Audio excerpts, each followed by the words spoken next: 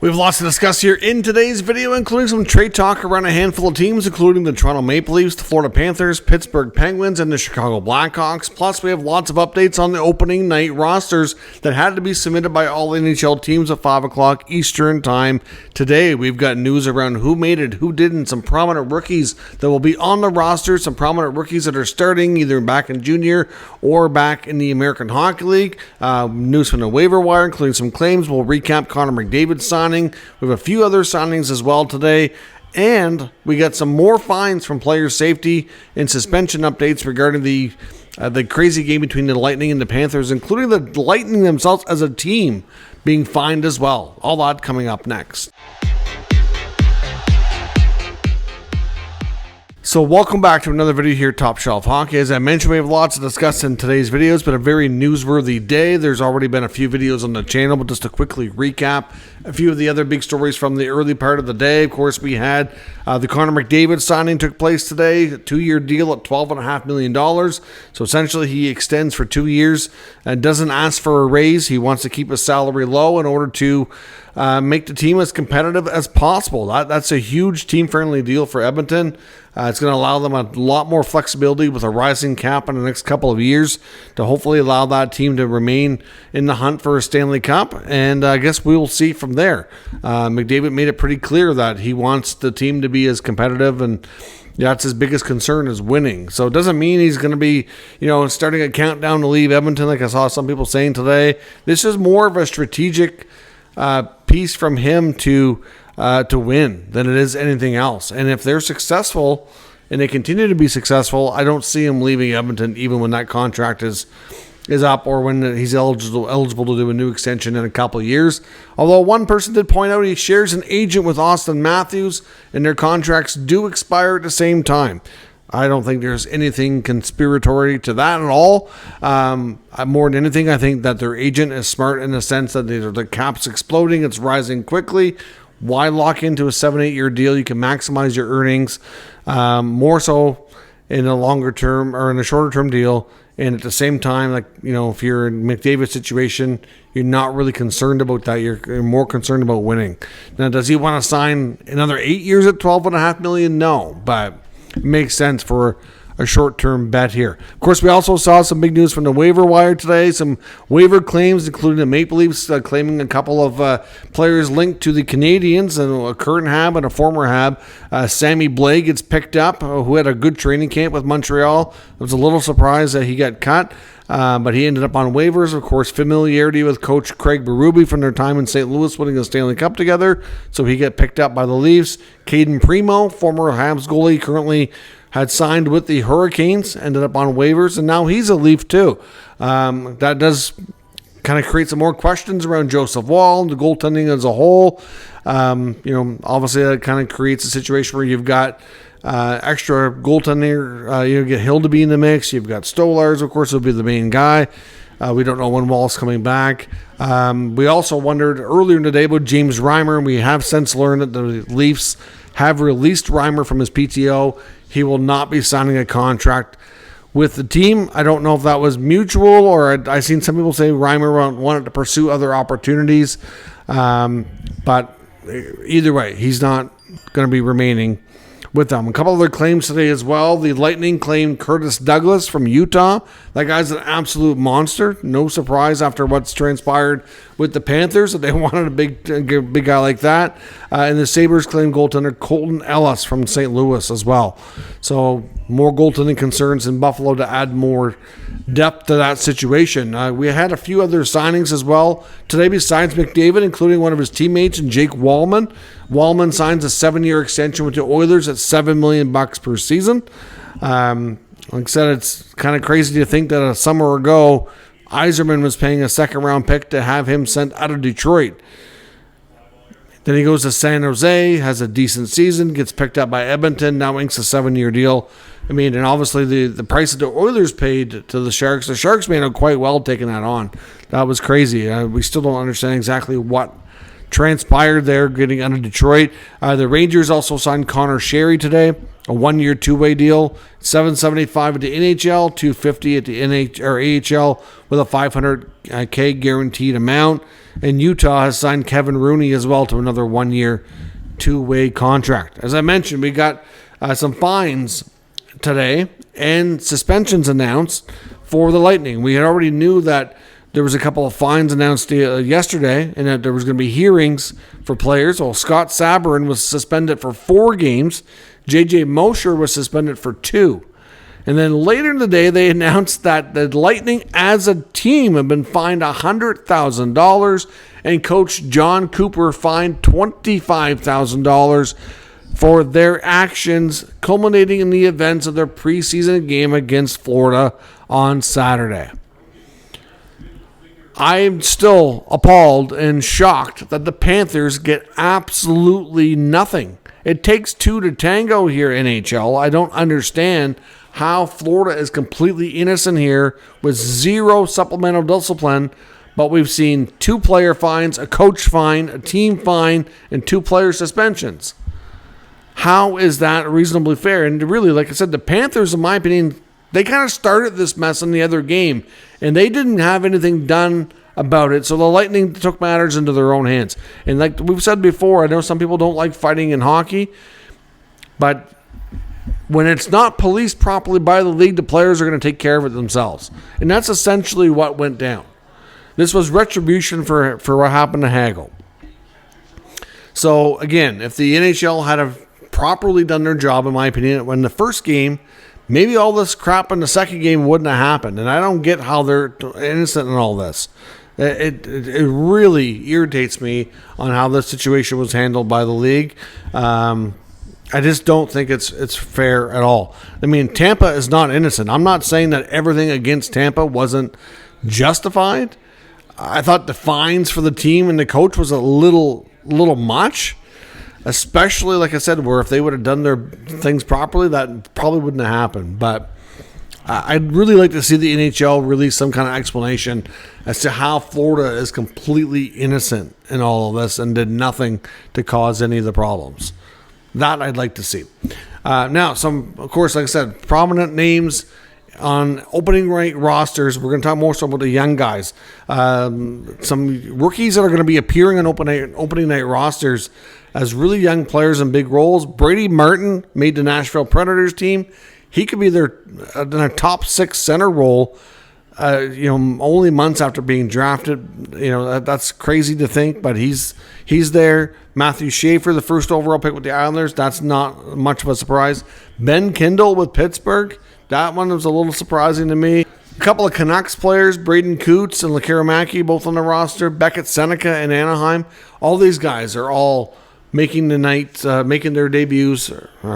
All these guys will be on opening night rosters for their teams. Whether or not they stick the whole year is another story. We'll see how they do. Some other prominent rookies that have been sent to either junior or the minors. Carter Yakimchuk with Ottawa has been sent to the American Hockey League. That's probably best for his development. The Maple Leafs have sent Easton Cowan down to the AHL. There's some that think once they kind of rejig some things that he could be recalled as a 12th, 13th forward. We'll see on that. Ben Danford in Toronto also sent back to junior. Utah's sent Tisha Ginla back to junior as well. The Islanders have also sent Isaiah George back to the AHL, and he's actually spent a lot of time on the NHL roster last year. A little bit surprised, but obviously, a guy like Schaefer wasn't there. Kind of, they're a little bit deeper on the blue line than they were previously. Now, here's some updates on some contract drama between, we're talking about Lean Hutson in Montreal, Logan Cooley quickly with Utah, then we'll get into some of the trade talk. Frank Saravalli is reporting today that Logan Cooley has turned down an extension with Utah on an 8-year deal at $9.6 million a season. That is a big whopper of a deal to turn down. We don't really know a lot about, any kind of, strategies or reasonings or anything of that nature. I don't think it has anything to do with the fact that he doesn't want to be there. I don't think there's any reason for Utah fans to be concerned. I think this is more of a case of a player betting on himself that he can have an even bigger season, exploding salary cap, and command more money later. That's really all we don't know a lot about the negotiations and the back and forth. All we've heard from Frank is that he was offered this and so far has not accepted.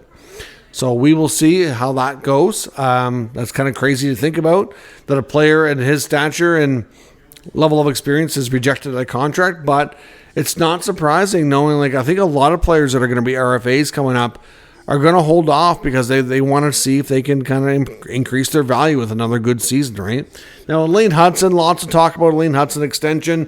Things have kind of been in the media a lot since we saw some other young D-men sign big extensions like Luke Hughes and Jackson Lacombe with the Anaheim Ducks. Elliotte Friedman talked a lot about Hutson and the situation on his podcast this morning. Elliotte basically thinks at this point that negotiations have gotten very emotional and that they had to have like a pause. So it seems like talks have kind of broken off here. He said it reminds him, what he was hearing kind of reminds him about how things went down with Kirill Kaprizov in Minnesota, that the team was very confident, thought it was going to get done, things got emotional, and then they had to have a break. And then eventually Minnesota goes back, ups the ante a little bit, and then we get a deal. So we'll see what happens, but Friedman says that obviously there's some strategies that Montreal's trying to use to keep his numbers down. Friedman's still confident that he might sign under what Noah Dobson got at $9.5 million. Based on the market reset we've seen here, that seems to me, I'd be surprised, but Elliotte is one of the most connected insiders in the game. So obviously we take what he says seriously, but it's hard to imagine that it would be that low. But I think that's probably where the team was at before, and that things were progressing that way. Now, Emily Kaplan of ESPN chimed in today, and she says that she was told that Hutson had previously been open and seemed like he was ready to sign an 8-year deal, slightly less than Dobson's 9.5 as well, a ways back, but Montreal stalled, didn't get it done, and then the market has since reset, which has kind of caused negotiations to take a little bit of a different lane here. Now, obviously play on words since his name is Lane, but yeah, different direction, if you will. So obviously, if Montreal could have got ahead of this before, it sounds like what she's saying that Hutson was open to signing, but then they didn't, for whatever reason, didn't get it across the finish line. And then the Hughes and Lacombe signings lately have made it kind of reset the market, if you will. Now, Elliotte did discuss one of the strategies that the Habs appear to be using or trying to use with Hutson. And obviously, Ken Hughes, as a former agent, would be quite familiar with this, especially an agent that had a lot of clients in Canada. So essentially, there's a strategy that's called an RCA that a lot of Canadian athletes use as a tax savings. Essentially, what an RCA is, it's a retirement compensation arrangement is what RCA stands for. Essentially, for people like especially athletes that earn big money, it helps them put money away. So it's kind of like a way of deferred salary, except the team's not deferring paying it to the player. So it's not really deferred. It's essentially they get their salary, but instead of taking it all, they can put up to 49% of it in a special type of trust. And then they can withdraw that money later when their tax situation is different and pay less taxes and keep more of the money. So it's basically just a tax strategy that a lot of high-paid athletes in Canada, whether it be Major League Baseball with the Blue Jays or with the Raptors in the NBA or some of the Canadian hockey teams, that allow them to save some money and pay less tax and keep more of it in their pocket. So far, from what Elliott's saying, is that the Hutson camp's not really in favor of taking this RCA approach. Now, this is not something that would even be built into his contract. It's not a case of, it would be structured that way. Essentially, it's just the team trying to help him strategize on how to save taxes so that they can hopefully get away with paying him a little bit less. It's just trying to make the team deal, the deal a little bit more team-friendly and use this tax strategy with him. Now, obviously, his agent would be, I believe his agent, somebody used to work with Ken Hughes anyway, so they would be quite familiar with this. So that's what Habs are kind of pushing as a way of saving money, getting the AAV down. So far, it's not happening. Things will get emotional.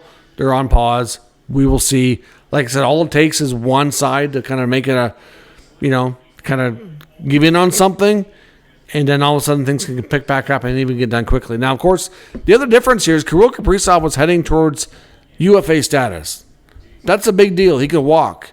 Lane Hutson does not. He's a pending RFA. So Montreal fans shouldn't be the least bit concerned here. We have no reason to think he doesn't want to be there. This is just negotiations can be tough, and we'll see what happens. But to be honest, based on the market, I can have a hard time seeing how he's not a $10 million defenseman at this point with the new market. Now, even a few months ago, towards the end of last season, I would have said probably $8 or $9 million, but like the market has changed. The cap's going up. I mean, you have to think he's going to be like, okay, well, I deserve to be paid more than the other two guys that just signed, and they're already $9 million defensemen. So we will see what happens there. So going to be an interesting negotiation to follow up on. Now, on the trade front, a few things to keep an eye on. Elliot Friedman did update us on the status of Lukas Reichel with Chicago. They are actively trying to find a fresh start for him. According to the early intel on this is that right now the Blackhawks are only getting offers of a late-round draft pick, which is why they haven't moved him as of yet. So unless teams are willing to up the ante here, they're going to hold off. The best thing for Reichel will be to have a good start to the season, play well in the first few games, maybe get some attention of some teams. Things could change. I suspect if they can get maybe more of a mid-round, like second, third rounder, or a prospect that they might like, that might be enough to get it done. I don't know, but that's where things are at, is the offers just haven't been good enough so far. Of course, lots of talk about the Florida Panthers. They're getting their rings tonight, banner raising tomorrow as they open up on an odd start time against the Chicago Blackhawks. That they could go big time spending because of the Barkov season-ending injury. And Evgeny Malkin's a name that keeps coming back, getting a lot of attention in the media amongst NHL insiders, that they think that he will be their primary target. But again, it's a long season. Things can happen. Malkin has to probably play well, be interested in all this, so we'll see where that goes. And in Nick Robertson's case in Toronto, he is on the opening night roster. Like I said earlier, Easton Cowan's been sent down. Scott Lawton is also injured, which kind of created a different situation for them. And I think that it's quite possible that when Lawton is ready to come back, which won't be too long, it's up to Robertson here. This is really in his court. Like, to me, if he plays well and he gets a few games early on while Lawton's injured, and if he can score some goals and be really good, they're not going to want to move him. They're going to want to kind of keep letting it play out and see where it goes. But if he's quiet in those games, I think that trades will pick up. We've heard about the Sharks and a few other teams out west that have been reportedly interested in Robertson. I think because of the Lawton injury and the ability that they can send Cowan to the minors right now, they decided just to pump the brakes and hold on to him for the time being. But with the Blais pickup as well, that just creates more of a logjam too. I think long term it's still quite likely he gets moved. But I think for now they'll hold on to him at least until Lawton comes back and then reevaluate from there. So we'll see what happens. Let me know your thoughts on all of today's news and rumors in the comments, and we'll discuss further. If you're new to the channel, make sure you subscribe and stick around. We'll keep you up to date with all the news, rumors, and analysis of all 32 NHL teams. Thanks for watching, and I will catch you next time.